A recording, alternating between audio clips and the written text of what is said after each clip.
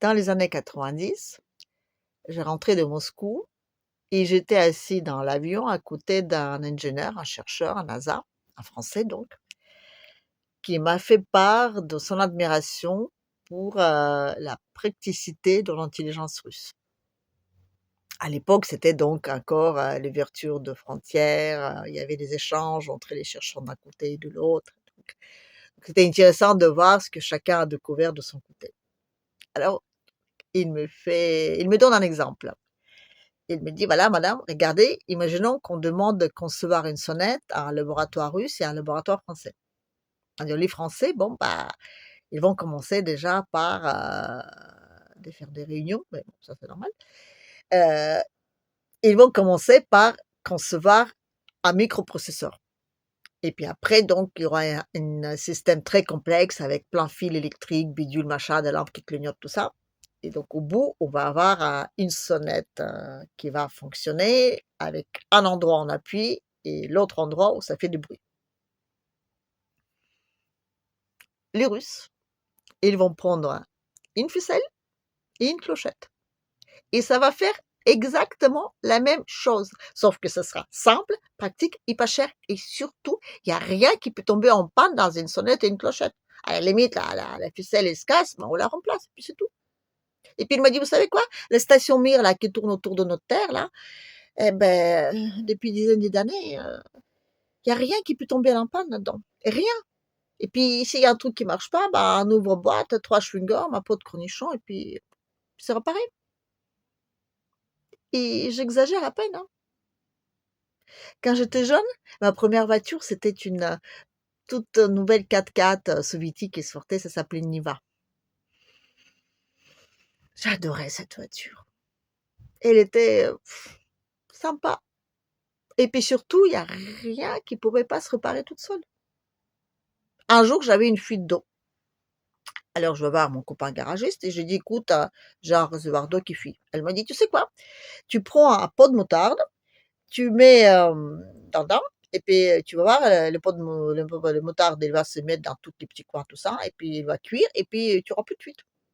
Eh bah, à l'époque, on avait les pénuries de pièces détachées aussi, donc c'était de la débrouille. Sauf que cette débrouille, elle marchait, oui. Et puis mon réservoir d'eau, au bout d'une semaine, il ne fuyait plus.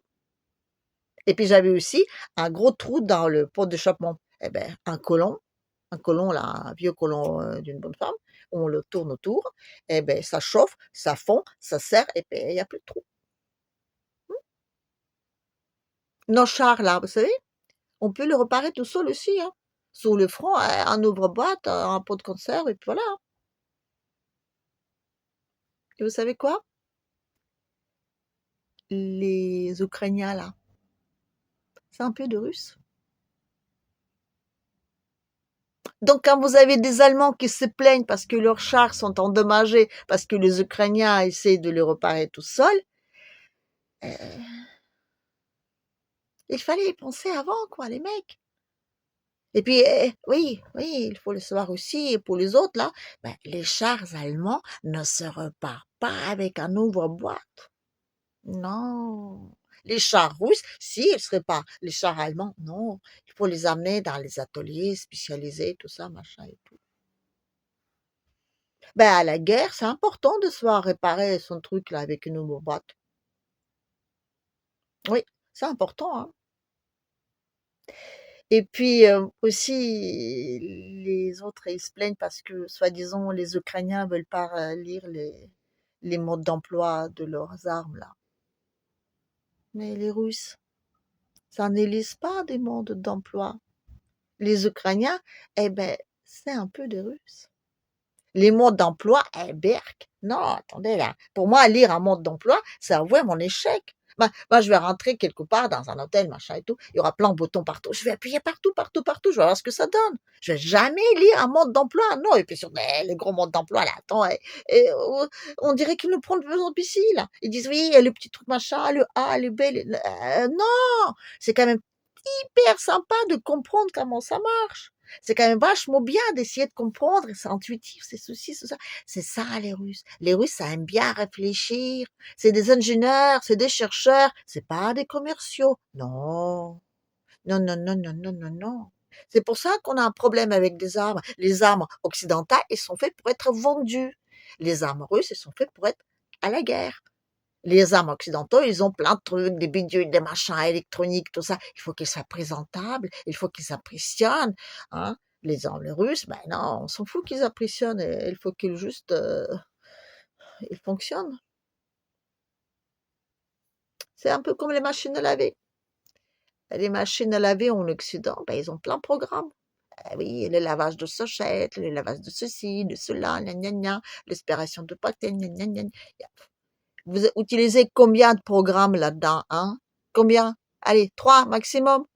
Et puis les restes, non, non, non, je suis désolée, on n'utilise jamais tous les programmes dans les machines à laver. Ils ne sont pas là pour fonctionner, ils sont là pour vendre. Les machines russes, non, ils auront 3 programmes et parfois ils ont aussi un peu sale gueule. Mais parce que eux, ils sont pas faits pour fonctionner comme ça. Non, ils sont pas faits pour être vendus, ils sont faits pour fonctionner pendant des années et des années. Nous, on cherche pas à augmenter la consommation des ménages. Nous, on veut que les ménages, quand ils sont consomment, ils soient contents. Oui, on veut que c'est la consommation des ménages pour les ménages, pas pour la consommation. Non, c'est pas la même chose, c'est pas les mêmes approches. Oui, ben les consommations en France avec nos machines à laver, alors, une machine qui marche pendant 25 ans, ça sert à quoi? Pas pour payer des impôts et tout ça, non, non.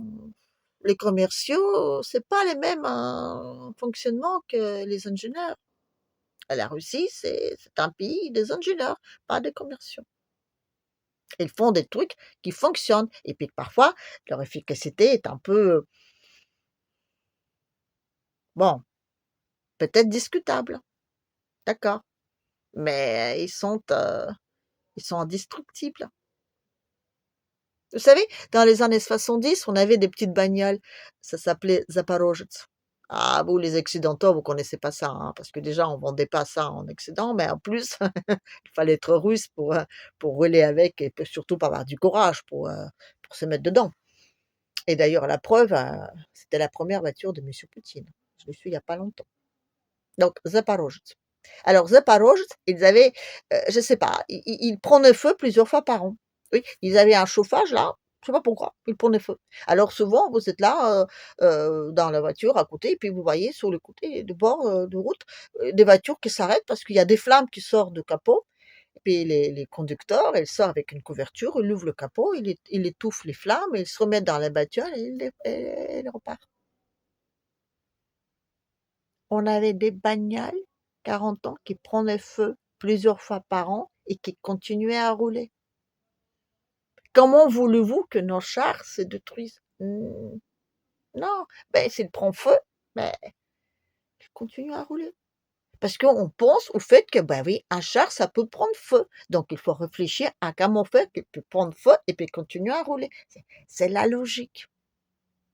Parce qu'on pense au fait que le char, il va faire la guerre et pas au fait qu'il faut le vendre à parce que ceux qui achètent les chars, ils s'en foutent qu'il y a des mecs dedans et qu'ils brûlent, ben oui, tant pis pour eux, quoi. C'est pas pour protéger des mecs qui sont dans les chars que les chars sont fabriqués. Ils sont fabriqués pour tuer les mecs qui sont autour des chars. C'est pas les mêmes logiques, mais c'est comme ça. Et puis donc, il faut le savoir. À la prochaine.